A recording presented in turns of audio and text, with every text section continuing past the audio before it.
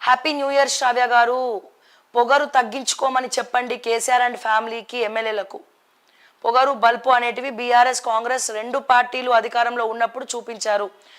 Yes, ఖచ్చితంగా తప్పులు సవరించుకోవడమే జీవితం.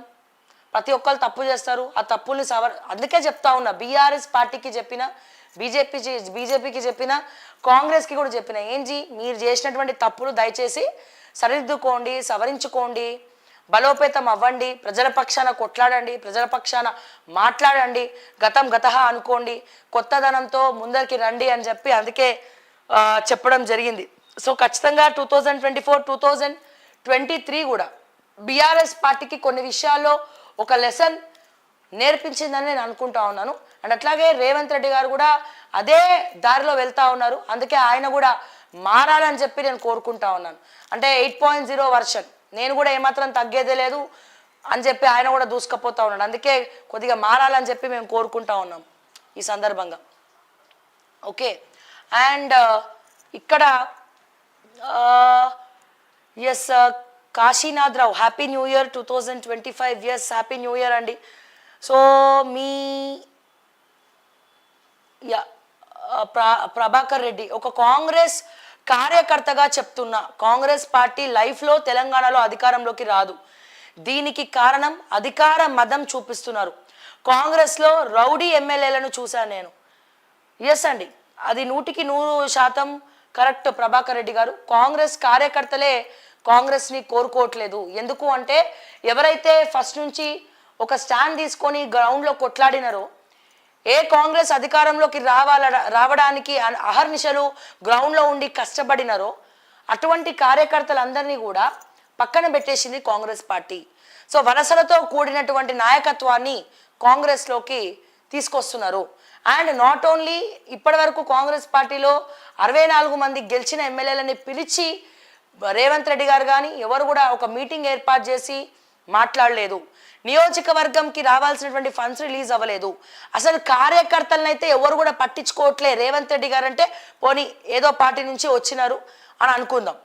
కానీ ఫస్ట్ నుంచి కాంగ్రెస్ పార్టీలో ఉన్నటువంటి శ్రీధర్ బాబు కానీ, మహేష్ కుమార్ గౌడ్ కానీ, తర్వాత మన ఎవరు బట్టి విక్రమార్క గారు కానీ, సో ఇట్లా చెప్పుకుంటూ పోతే బట్టి విక్రమార్క గారు ఫస్ట్ నుంచి కూడా కాంగ్రెసే. కానీ వీళ్ళు కూడా అంటే కాంగ్రెస్ కద్దరు బట్టలు వేసుకొని అరే మేము మా బ్లడ్ కాంగ్రెస్ రా భయ్ అని చెప్పి ఉన్న వాళ్ళు ఎవరు కూడా కార్యకర్తల్ని దగ్గరికి తీసుకుంటలేరు, కలుస్తలేరు, మాట్లాడతలేరు, వాళ్ళ బాధలు తెలుసుకుంటలేరు. కార్యకర్తల మీద గత ప్రభుత్వంలో పెట్టినటువంటి కేసులు చాలా ఉన్నాయి. ఆ కేసులు కూడా అట్లీస్ట్ దాని కన్సిడర్లో కూడా ఈ ప్రభుత్వం తీసుకోవట్లేదు. కార్యకర్తల్ని గాలికి వదిలేసేది కాంగ్రెస్ పార్టీ. ఇది ప్రతి ఒక్క కాంగ్రెస్ పార్టీ అంటే రేవంత్ రెడ్డి గారి అనుచరులు తప్ప మిగతా వాళ్ళందరూ కూడా ఇదే అనుకుంటున్నారు. సరే, ఎప్పటి రోజున పంచాయతీ ఎలక్షన్స్ కానీ కార్పొరేషన్ ఎలక్షన్స్ వచ్చినప్పుడు సో కాంగ్రెస్ కార్యకర్తలు ఎవరైనా సహకరిస్తారా దీనికి? సో దయచేసి ఆలోచించండి. అండ్ అలాగే కమ్యూనిటీలో పోస్ట్ పెట్టండి.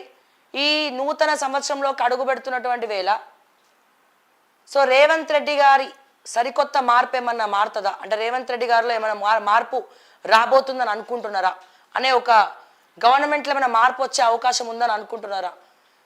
దయచేసి కమ్యూనిటీలో పోల్ పెట్టండి. సో ఖచ్చితంగా చాలామంది కార్యకర్తలు బాధపడతా ఉన్నారు.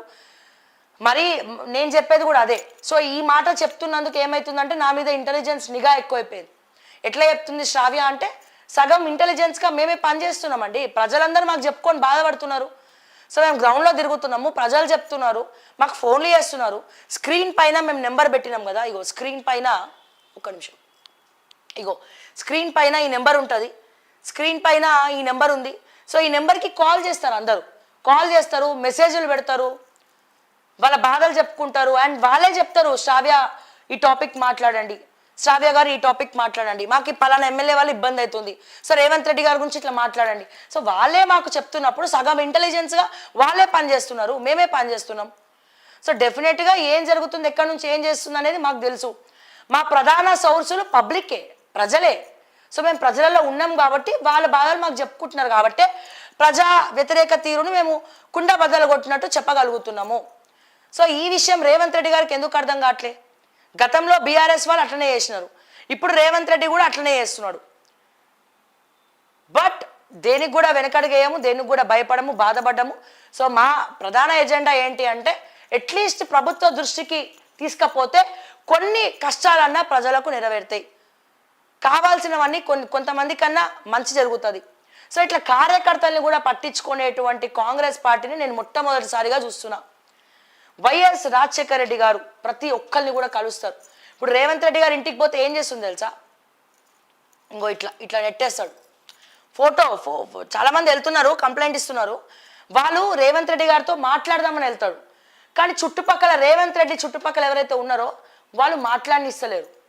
వాళ్ళు మాట్లాడనీయకపోగా ఏం చేస్తారు? ఇగో ఇట్లా నెట్టేస్తారు. మా కెమెరామ్యాన్ వస్తే నేను చూపిస్తాను ఒకసారి ఎగ్జాంపుల్. ఇగో ఇట్లా ఇట్లా ఇట్లా నెట్టేస్తాడు. ఇట్లా నెట్టేసి అన్న ఫోటో అని చెప్పి ఎవరన్నా ఫోటో దిగడం కోసం వచ్చినట్టే, చలో నెక్స్ట్ ఇంకోట్రా. సో ఇట్లుంటుంది మా రేవంత్ అన్నతోటి. సో చుట్టుపక్కల ఉన్న వాళ్ళు హడావుడి ఎక్కువ, వాళ్ళేమో ఆప్యాయతతో రేవంత్ అన్నను పలకరిద్దాం, ఎక్కడేమన్నా పనులు కాకపోతే ఓకే పాపము మరే మా కెమెరామ్యాన్ స్క్రీన్లోకి వచ్చిండు, ఎక్కడైనా కనబడితే ఆయనత నా మీద కోపం ఆయన మీద చూపించకండి. అసలే మా నోడు గవర్నమెంట్ ఎగ్జామ్స్ రాస్తూ ఉన్నాడు. ఓకే, సో నేను చెప్పేది ఏంటంటే సో ఇట్లా నెట్టేస్తున్నాడు. అంటే నేను చెప్పేది ఏంటంటే రేవంత్ రెడ్డి గారు, వాళ్ళు వచ్చేది మీ ఫోటో కోసం కాదు, మీతో మనస్ఫూర్తిగా ఒక్క నిమిషం మాట్లాడడానికి. సో వైఎస్ రాజశేఖర రెడ్డి గారికి ఎందుకంత పేరు? ఆయన పంచకట్టు వల్ల వచ్చింది ఆ పేరు కాదు, ఆప్యాయంగా మాట్లాడతాడు. ఇంటికి ఎవరు పోయినా సరే ఆయన విజిటింగ్ అవర్స్ ఉంటాయి, ఆప్యాయంగా అతను వచ్చినాడంటే, వైఎస్ రాజశేఖర రెడ్డి గారు వచ్చినారు అంటే సెక్రటేరియట్లో ఆయన వచ్చే ముందే అందరు ఉండాల్సిందే, టైంకి ఇట్లా వస్తారు, ఉండాల్సిందే. విజిటింగ్ అవర్స్ ఇంట్లో కూడా విజిటింగ్ అవర్స్ ఉంటాయి. సో ప్రతి ఒక్కరిని కూడా హక్కున చేర్చుకుంటాడు, ఆప్యాయంగా పలకరిస్తాడండి. సో ప్రజలకి కావాల్సింది ఏంటి? ఒక ఆప్యాయతతో కూడినటువంటి పిలుపు. మీరు ఇంటికి వచ్చినప్పుడు చాలా పొగరుగా ఇట్లా నెట్టేసి అయిపోయింది కదా ఇట్లా తోసేసి ఏదో తిరుపతి వెంకన్న దర్శనానికి పోతే లైన్లో నిలబడితే దొబ్బేస్తారు చూసిరా, అట్లా దొబ్బేయడం ఏంటి సార్ రేవంత్ రెడ్డి గారు? వాళ్ళు అంత దూరం నుంచి వచ్చేదే ప్రజా దర్బార్లో మీరు ఉంటారనుకుంటే మీరు లేరు. ఒక్కరోజు మురిపమే అయిపోయింది, అది పక్కన పెడదాం. కానీ ఇక్కడ కూడా దొబ్బేసే, మీ ఇంటికి వస్తే కూడా విజిటర్స్ని ఏదో ఫోటోల కోసం ఇట్లా వచ్చి ఇట్లా దొబ్బేసి మీ చుట్టుపక్కల ఉన్న వాళ్ళు అట్లీస్ట్ మీతో మాట్లాడనీయకుండా ఇబ్బంది పెట్టడం. ఒక మాట మీరు ప్రేమగా మాట్లాడడం నేర్చుకోండి దయచేసి. అహంకారం ఏదైతే వచ్చిందో పవర్ వల్ల అది తగ్గించుకోండి, అది అస్సలు మంచిది కాదు. సో మీ ఇంటికి ఎందుకు వస్తున్నారు, దేనికోసం వస్తున్నారు? ఒక్క నిమిషం మాట్లాడండి, ఎక్కువ అవసరం లేదు. ఆ మాట్లాడేది ఏదో చాలా ఆప్యాయంగా మాట్లాడండి.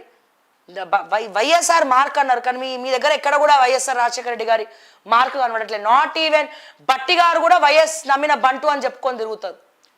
బట్టి గారు కూడా అంతే. బట్టి గారు కూడా అసలు మానవత్వం మర్చిపోయిందా బట్టి గారు అనేది నాకు బాధ అవుతా ఉంది అప్పుడప్పుడు. చాలా స్ట్రాంగెస్ట్ పర్సన్ బట్టి గారు, దాంట్లో నో డౌట్. కానీ ఆయన ఎందుకు అట్లా కార్యకర్తల్ని కూడా పట్టించుకోవట్లేదో మరి, ఎందుకు ఆయన కూడా మరి డిప్యూటీ సీఎం అయినని చెప్పి ఒక రకమైనటువంటి అహంకారం వచ్చిందా ఏంటి అనేది కూడా అర్థం కానటువంటి పరిస్థితి. ఇక పోతే ఈ శ్రీధర్ బాబు కూడా గంతే, అందరంతే పాడైండ్రు.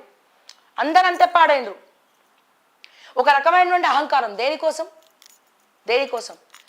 మీరు ఒక ఆప్యాయంగా పలకరించినారు అనుకోండి, మీరు ప్రతిపక్షంలో ఉన్న ప్రజలు మీ దగ్గరకు వచ్చి పలకరించిపోతారు. మీరు అహంకారం చూస్తే ప్రతిపక్షంలో ఉన్నప్పుడు నీచంగా చూస్తారు. ఇది మాత్రం గుర్తుపెట్టుకోండి అని చెప్పి నేను మరొకసారి తెలియజేస్తా ఉన్నా. సో ఫొటోస్ కోసం రారు వాళ్ళు. మీరు ఒక ప్రేమగా పిలిచి చెప్పండి ఏందమ్మా ప్రాబ్లం, ఆడబిడ్డ వచ్చింది అనుకుందాం, ఏందమ్మా ప్రాబ్లం అనేది. దీంట్లో వైఎస్ రాజశేఖర రెడ్డి గారికి పెట్టింది పేరు, అందుకే ఆయన మాస్ లీడర్గా ఎదిగినాడు. ఆయన చనిపోయినప్పుడు చాలామంది ఎందుకు బాధపడ్డారు అంటే, ఒక పేదల పాలిట పెన్నిది పేదలను హక్కున